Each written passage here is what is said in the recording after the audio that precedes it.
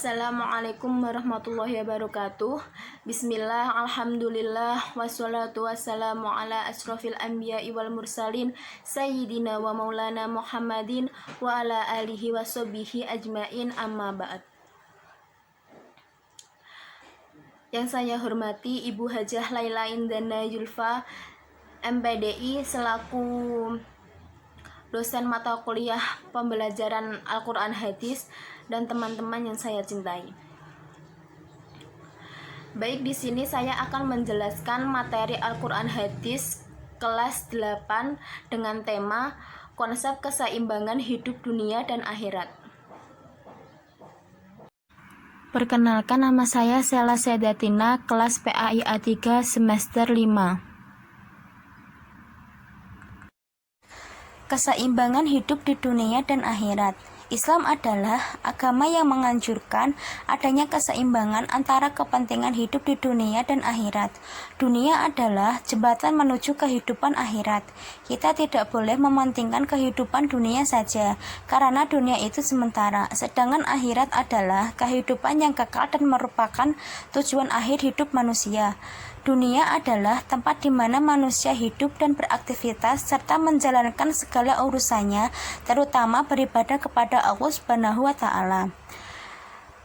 Akhirat istilah Islam yang artinya ruang abadi yang menjadi rumah kita yang terakhir, yang akan kita tuju setelah dunia ini, dan disebut hari kemudian dan kehidupan setelah kematian di dunia. Konsep keseimbangan hidup dunia dan akhirat. Hadis riwayat Ibnu Asakir dari Anas. Bukanlah orang yang baik di antara kamu yang meninggalkan kepentingan dunia untuk mengejar akhirat, atau meninggalkan akhirat untuk mengejar dunia, sehingga dapat memadukan keduanya. Sesungguhnya kehidupan dunia mengantarkan kamu menuju kehidupan akhirat. Janganlah kamu menjadi beban orang lain. Hadis yang kedua, hadis riwayat Muslim dari Abu Hurairah. Mukmin yang kuat lebih baik dan lebih dicintai oleh Allah daripada mukmin yang lemah. Sedangkan pada masing-masing ada kebaikannya. Bersemangatlah kamu untuk mencapai sesuatu yang bermanfaat bagimu. Mohonlah pertolongan kepada Allah dan janganlah kamu merasa tak berdaya.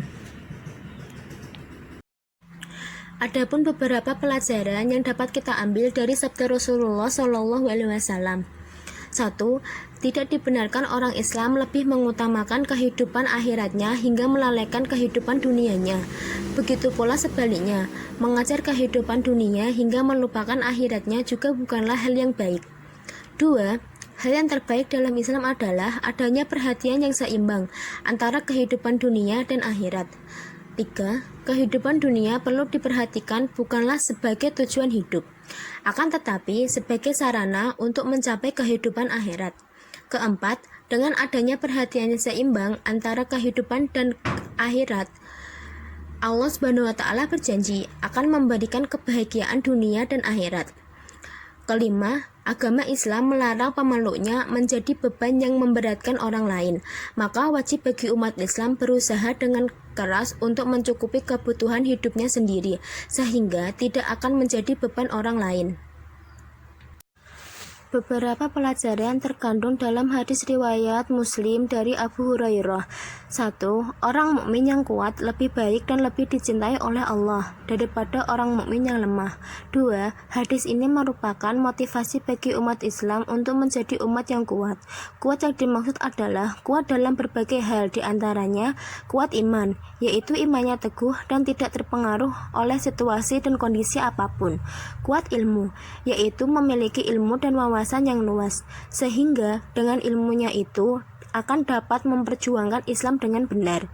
Kuat ekonomi, yaitu hidup kecukupan sehingga akan dapat memperjuangkan Islam dengan mudah.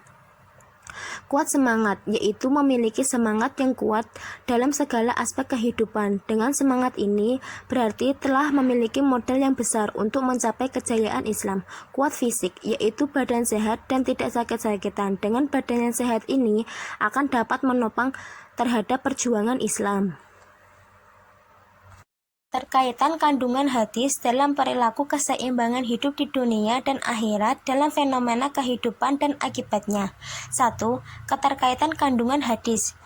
Hadis pertama mengajarkan tentang keseimbangan dalam perhatiannya terhadap kehidupan dunia dan akhirat. Jadi tidak benar meninggalkan dunianya demi kepentingan akhiratnya. Begitu pula sebaliknya, Islam melarang kepada pemeluknya menjadi beban orang lain. Ini berarti mendorong untuk hidup mandiri. Hadis kedua mengandung motivasi agar hidup penuh semangat untuk selalu meminta pertolongan kepada Allah, sehingga akan menjadi orang mukmin yang kuat. Karena orang mukmin yang kuat lebih baik dan lebih dicintai oleh Allah Subhanahu wa taala. Kesimpulan yang dapat kita ambil setelah memperhatikan kandungan hadis tersebut ialah bahwa setiap muslim haruslah memiliki perilaku dalam kehidupan kesehariannya. 1. Berusaha menyeimbangkan antara urusan dunia dan akhirat. 2. Berusaha untuk menjadi orang mukmin yang kuat dalam segala bidang. 3. Mempunyai semangat yang tinggi dan meraih sesuatu yang bermanfaat dan mulia. 4. Selalu memohon pertolongan kepada Allah Subhanahu wa taala dalam segala hal. 5.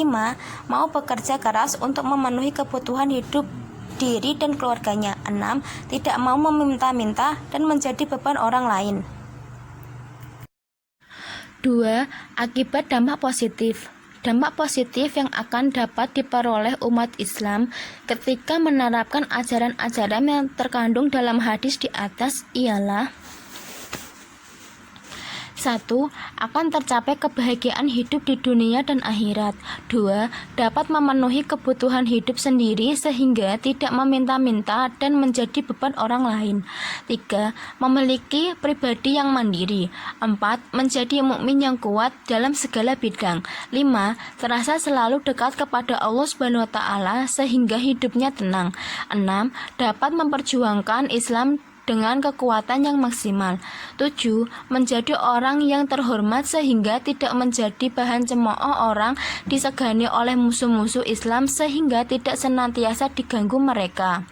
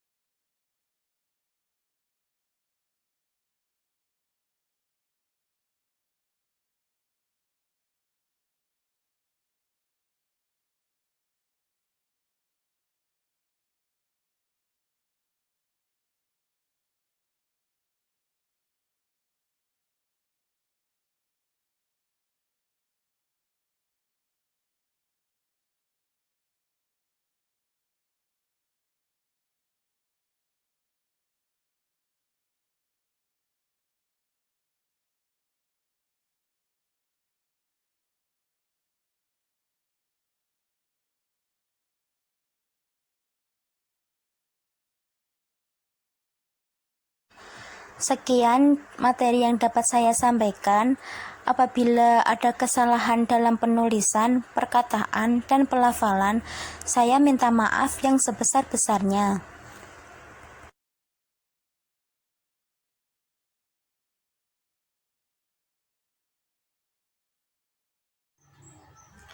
Sekian penjelasan materi dari saya. Apabila ada kesalahan dalam pengucapan, pelafalan, saya mohon maaf yang sebesar-besarnya. Wabillahi taufiq wal hidayah. Wassalamualaikum warahmatullahi wabarakatuh.